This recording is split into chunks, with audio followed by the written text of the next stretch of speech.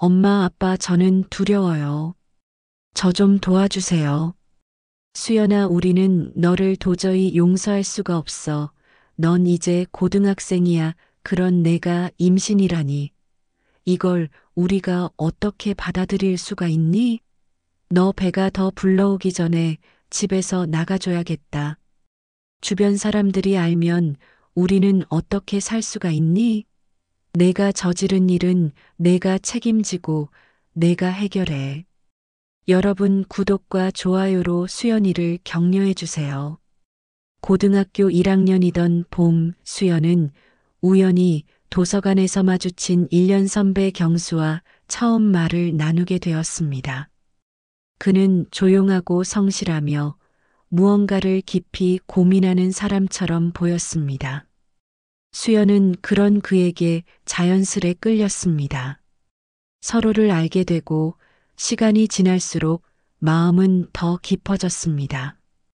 경수는 수연의 꿈을 응원했고 수연도 그의 목표를 진심으로 지지했습니다. 두 사람은 함께 있을 때면 세상의 어떤 시련도 이겨낼 수 있을 것 같았습니다. 그들은 같은 책을 읽고 공원을 산책하며 서로의 미래를 이야기했습니다. 우리 같이 멋진 어른이 되자. 경수는 늘 그렇게 말했고 수연은 그 말에 힘을 얻었습니다. 하지만 그 따뜻한 말들이 모두 사라져버린 날이 왔습니다. 고등학교 2학년이 된 어느 날 수연은 자신의 몸에서 이상한 변화를 느꼈습니다. 생리가 늦어지고 몸이 무겁고 민감해졌습니다. 병원에 가볼까 망설이다가 집에서 조용히 임신 테스트기를 해본 순간 두 줄이 선명하게 떠올랐습니다. 그 순간 그녀는 아무것도 믿을 수 없었습니다.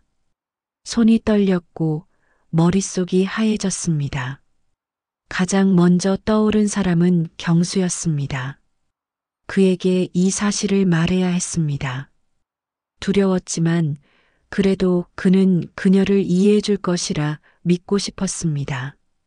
며칠 후 학교 근처 조용한 공원에서 두 사람은 마주 앉았습니다.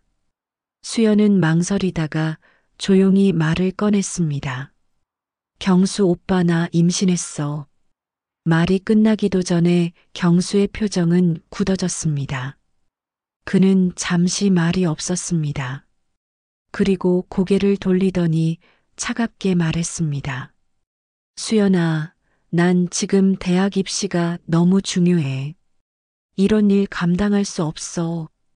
내가 혼자 결정한 일이잖아. 수연은 숨이 막혔습니다.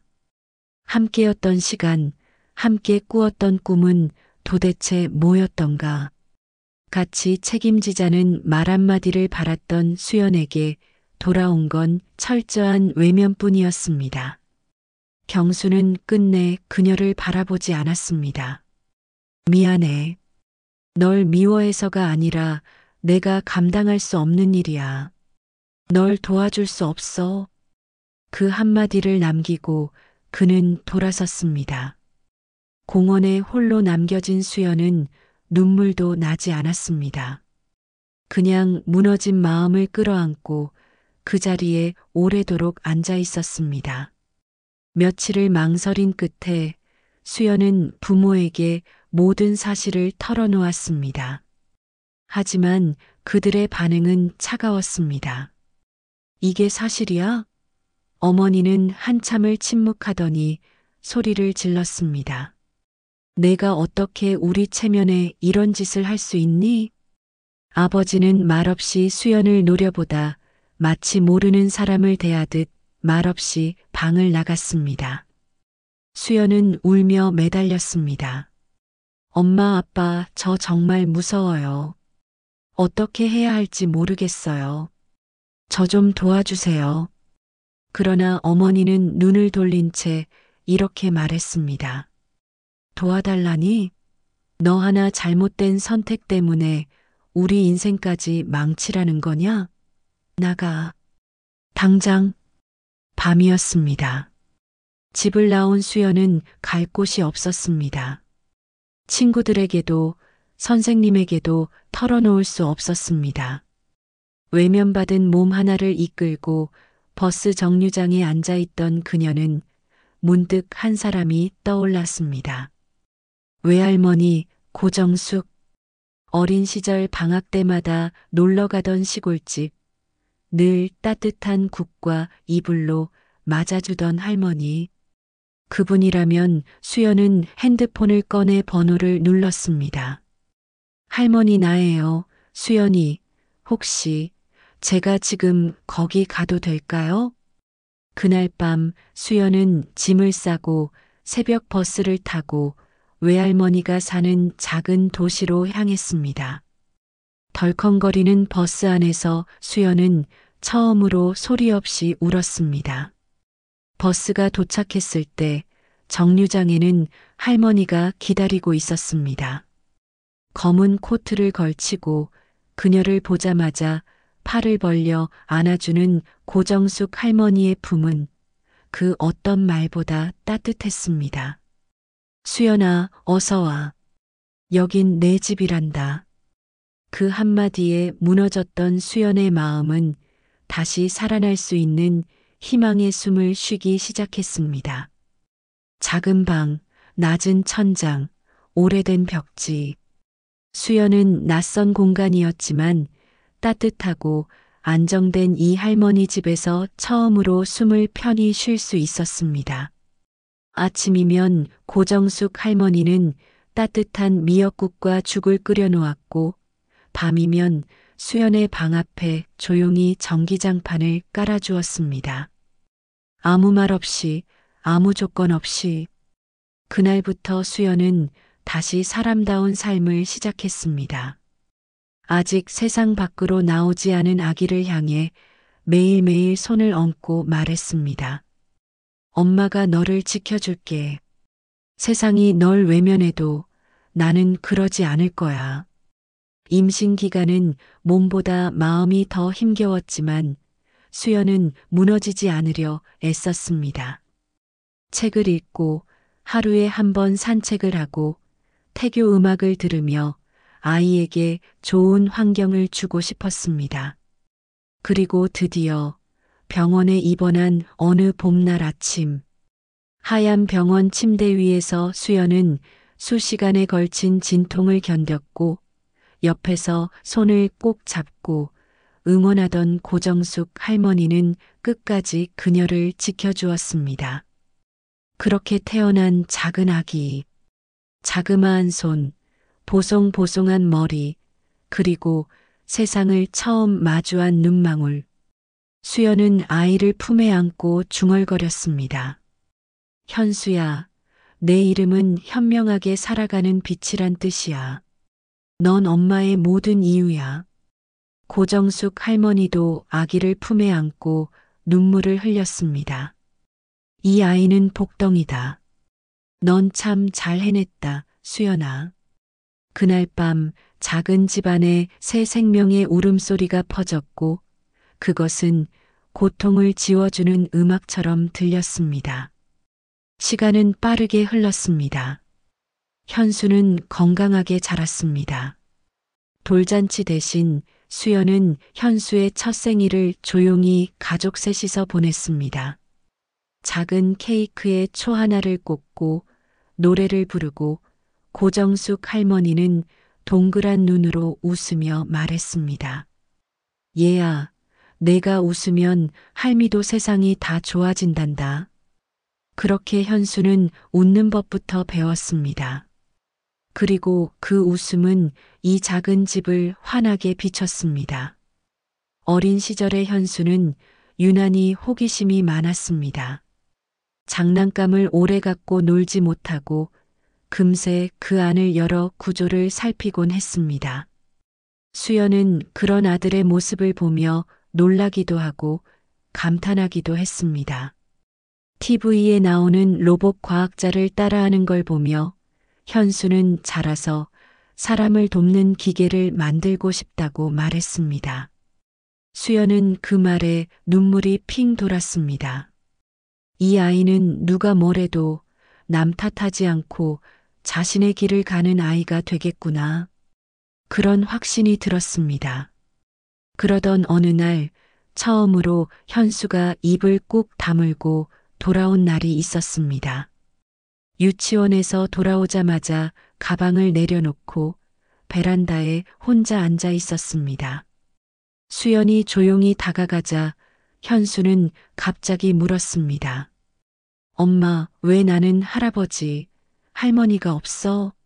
내 친구들은 다 있는데 할머니는 사실 증조할머니잖아. 그 말에 수연의 가슴은 철렁 내려앉았습니다. 언젠가는 마주할 질문이었지만 그날이 이렇게 일찍 올 줄은 몰랐다. 수연은 무슨 말을 해야 할지 몰라 잠시 망설였습니다. 그때 고정숙 할머니가 다가와 현수 곁에 앉았습니다. 그리고 아무 말 없이 아이의 등을 다독였습니다. 현수야, 이건 쉬운 얘기가 아니란다. 가끔 어른들은 실수를 해. 내 엄마가 널 뱃속에 품었을 때 그분들은 이게 얼마나 소중한 일인지 몰랐단다. 다른 사람들이 뭐라고 할까 걱정만 했지. 널 원하지 않은 건 아니야. 그저 용기가 부족했을 뿐이란다. 현수는 고개를 갸웃하며 말했습니다. 작은 아기를 왜 무서워했어요? 난 그냥 태어난 건데 할머니는 손을 꼭 잡고 말했습니다. 그건 그분들의 아픔이야. 하지만 중요한 건 엄마는 널 선택했다는 거야. 세상이 등을 돌려도 너를 안아준 사람이 있었단다. 그리고 기억해. 진짜 가족은 사랑하고 보살피는 사람들이야. 넌 절대 혼자가 아니란다. 현수는 조용히 고개를 끄덕였습니다. 그리고 잠시 후 할머니의 무릎에 얼굴을 묻고 말했습니다. 난 지금 가족이 좋아요. 엄마랑 할머니랑. 그 말에 수연은 눈물을 흘릴 뻔했습니다. 아이는 어른보다 더 순수하게 사랑을 알아보고 있었던 것입니다. 세월은 흘러 어느덧 현수가 초등학교 고학년이 되었을 무렵이었어요. 수연은 조용한 일상을 살아가고 있었지요. 주중에는 인근 작은 카페에서 아르바이트를 하며 생계를 꾸려나가고 주말이면 시장에서 간단한 반찬거리를 사와 집안일을 도우며 하루를 보냈습니다. 삶은 고단했지만 아이의 웃음이 있는 집은 매일이 따뜻했습니다. 고정숙 할머니는 여전히 묵묵히 집안을 지켰고 현수는 학교에서 돌아오면 할머니의 무릎을 베고 낮잠을 자는 게 일상이 되었지요. 그렇게 평온한 시간들이 흘러가던 어느 날 뜻밖의 방문자가 찾아왔습니다. 초인종이 울리고 창밖을 내다본 순간 수연은 두 눈을 의심했습니다. 현관 앞에 서 있는 두 사람, 낯익은 얼굴, 수연의 부모였습니다. 그 순간 그녀의 심장은 얼어붙었습니다. 눈으로만 마주했을 뿐인데 수연은 본능적으로 과거의 고통이 되살아나는 것을 느꼈습니다. 다급히 고정숙 할머니를 찾기도 전에 이미 그녀는 거실로 나와 있었습니다. 수연은 유리문 너머의 두 사람을 바라보며 조용히 문을 열었습니다. 선의로 오신 거라면 들어오세요. 그 말은 예의였지만 그 속엔 명확한 경계가 있었지요. 부모는 조심스럽게 거실 안으로 들어왔습니다. 어머니는 말없이 주변을 훑었고 아버지는 말없이 앉아 있었습니다. 마치 이 집이 자신의 기대에 얼마나 부합하는지를 평가하듯 한 눈빛이었습니다. 그리고 얼마 지나지 않아 어머니가 입을 열었습니다. 우리가 왔어. 시간이 많이 지났지. 이제는 다시 관계를 회복하고 싶구나. 수연은 대답하지 않았습니다. 차가운 말투는 변함이 없었고 그녀는 그 말 속에서 따뜻함을 느낄 수 없었습니다. 그들은 앉은 자리에서 지난 시간을 꺼냈습니다. 그동안 얼마나 괴로웠는지, 동네 사람들이 뭐라고 했는지, 수연의 일이 자신들에게 얼마나 상처가 되었는지를 말하기 시작했습니다. 하지만 이상했습니다. 이야기를 들어보면 마치 피해자는 그들이었습니다. 수연은 점점 숨이 막히는 기분이었습니다. 그때까지 조용히 있던 현수가 다가와 물었습니다. 엄마, 저분들이 누구예요? 수연은 잠시 망설이다가 말했습니다. 외할아버지, 외할머니란다. 현수는 고개를 갸웃하다가 부모님 앞에 섰습니다. 엄마가 힘들어하던 그 시절 당신들은 어디에 계셨어요? 그 한마디에 거실이 고요해졌습니다. 어머니는 당황한 얼굴로 시선을 피했고 아버지는 무겁게 입을 열었습니다. 우리는 너희 엄마가 스스로 설 수 있도록 시간을 준 거란다. 하지만 그 말은 오히려 현수의 얼굴을 더 굳게 만들었습니다. 스스로 설 수 있도록 밀어낸 거잖아요. 그건 돕는 게 아니라 모르는 척한 거예요. 내 가족은 엄마와 증조할머니예요. 이분들이 항상 나를 지켜주셨어요. 지금 와서 왜요? 수연은 가슴이 무너지는 듯 했습니다. 아이가 이렇게까지 말해야 할 상황이라니. 그녀는 아들을 끌어안으려 했지만 그보다 먼저 고정숙 할머니가 조용히 말했습니다. 현수야, 방에 들어가 있자꾸나. 현수는 무겁게 고개를 끄덕이고 방으로 들어갔습니다. 그리고 고정숙은 다시 두 사람을 향해 자리에 앉았습니다. 나는 지금까지 내 딸과 이 아이를 지켜봤다. 힘든 시간이었다. 그런데 오늘 이 자리에 와서 내가 하는 말들은 사과가 아니라 변명으로만 들린다. 어머니는 입술을 달싹였지만 아무 말도 할 수 없었습니다. 아버지가 조심스럽게 말했습니다. 엄마, 우리도 그런 뜻은 아니었어요. 그땐 정말 걱정이 돼서. 고정숙은 고개를 저었다. 걱정했다면 옆에 있었겠지. 넌 그저 쉬운 길을 택했을 뿐이다. 어린 수연이 책임질 용기도 없던 내가 지금 와서 무슨 자격으로 딸과 손자를 보려 하느냐. 그녀의 말은 단호했지만 목소리는 담담했습니다. 수연이는 혼자서 아들을 키워냈고 그 아이는 누구보다 따뜻하고 똑똑하게 자랐습니다. 그게 너희 없이 이루어진 일이라는 사실 인정하고 가거라. 말없이 고개를 숙이는 아버지와 멍하니 앉아있는 어머니. 고정숙은 자리에서 일어나 문을 가리켰다. 돌아가라. 이 아이가 진심으로 너희를 원하기 전까지 이 집에 너희가 설 자리는 없다. 말없이 자리에서 일어난 두 사람은 문 밖으로 나갔습니다. 그들이 떠난 후 수연은 창가에 서서 멀어지는 자동차의 붉은 미등을 바라보았습니다. 이상하게 그 안에 평온함이 있었습니다. 아주 오랜 시간 짓눌러온 무언가가 이제서야 끝났다는 듯한 해방감이었습니다. 그 곁으로 고정숙이 다가왔습니다. 그녀는 수연의 어깨에 손을 얹고 조용히 말했습니다. 사람이란 제자리를 잃기도 하고 그 자리에 다시 돌아오려 애쓰기도 한다. 하지만 이 집은 이제 너를 진심으로 사랑하고 이해해주는 이들이 머무는 곳이야. 그게 가장 중요한 거야. 수연은 눈을 감고 조용히 고개를 끄덕였습니다. 더 이상 과거도 그들의 돌아옴도 두렵지 않았습니다. 시간은 흘러 어느덧 현수는 고등학생이 되었습니다.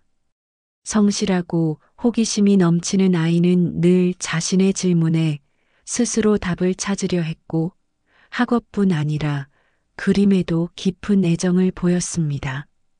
수학 문제를 풀다 막히면 종이에 복잡한 수식을 그리듯 적고는 잠시 펜을 내려두고 연필로 무언가를 그리곤 했습니다.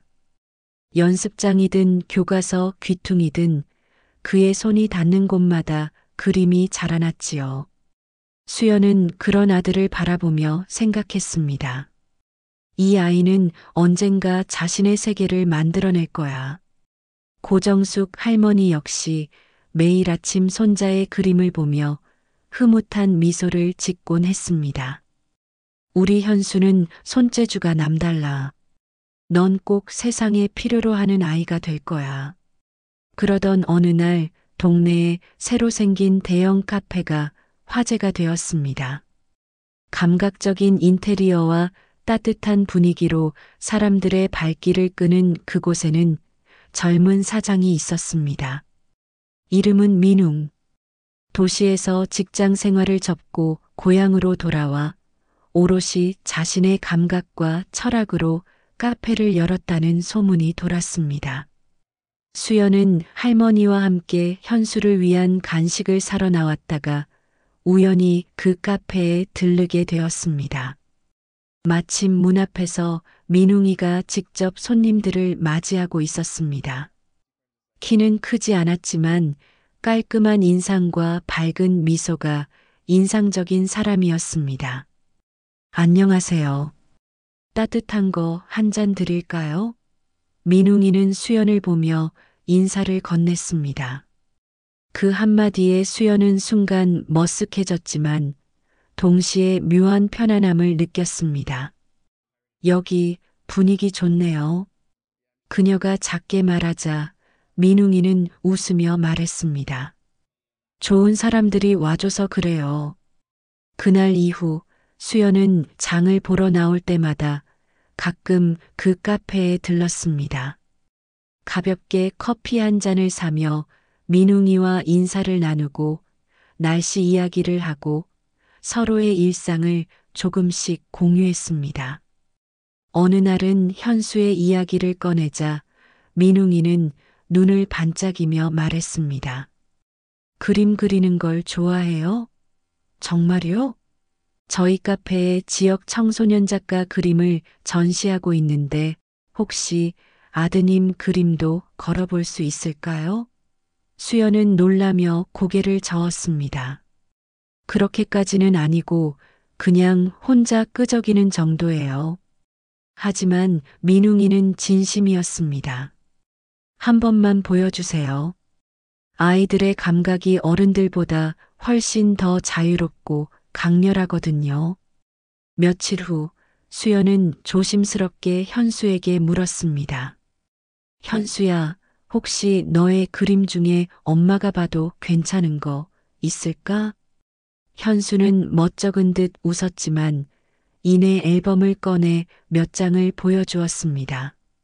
풍경, 사람, 기계장치, 상상 속의 도시, 그리고 그 속에 어릴 적 엄마와 할머니의 모습을 그린 작품도 있었습니다. 그것을 본 수연은 말이 막혔습니다. 이걸 다 내가 그렸어? 현수는 고개를 끄덕이며 말했습니다. 그냥 표현하고 싶었어. 나를 지켜준 사람들. 민웅이는 그 그림들을 보자마자 감탄했습니다. 이건 그냥 전시 수준이 아니에요. 이 아이 감각이 남다르네요. 그는 진지하게 말했습니다. 이 그림들 꼭 전시하고 싶어요. 여기 오는 사람들도 다 느낄 거예요. 그림 안에 담긴 진심을요. 그리하여 몇 주 뒤 현수의 그림들은 카페 한쪽 벽에 걸리게 되었습니다. 손님들은 작품 앞에서 발걸음을 멈췄고 이거 정말 고등학생이 그린 거예요? 라는 반응이 끊이지 않았습니다. 사람들의 관심은 현수에게 큰 용기를 주었습니다. 그는 자신이 가진 것을 진짜 가치라고 느낀 첫 순간이었습니다. 그림 옆에는 작가 김현수라는 작은 명패가 붙었고 수연은 그걸 보며 눈시울이 붉어졌습니다. 엄마가 지켜줘서 이 아이가 여기에 서 있을 수 있는 거구나. 민웅이는 점점 더 수연과 현수에게 자주 다가왔습니다. 식사에 초대하거나 재료가 남은 날 반찬을 나눠주기도 했습니다. 말없이 아이의 전시 공간을 조금씩 넓혀주고 그림에 대한 코멘트를 남기며 현수의 감정을 끌어올렸습니다. 현수는 처음에는 경계했지만 이내 민웅이를 그림을 진심으로 봐주는 사람으로 받아들였습니다. 수연도 마찬가지였습니다. 한때 자신을 버리고 떠난 사람들에게 받은 상처가 깊었지만 민웅이의 조심스러운 배려와 말없는 응원은 그녀에게 새로운 감정을 싹트게 했습니다. 그는 한 번도 다가서지 않았지만 늘 곁에 있었습니다. 그런 사람이 있다는 것만으로도 삶은 훨씬 따뜻해졌습니다. 그날 아침 수연은 평소보다 일찍 눈을 떴습니다. 작은 창으로 들어오는 겨울 햇살이 따뜻했습니다.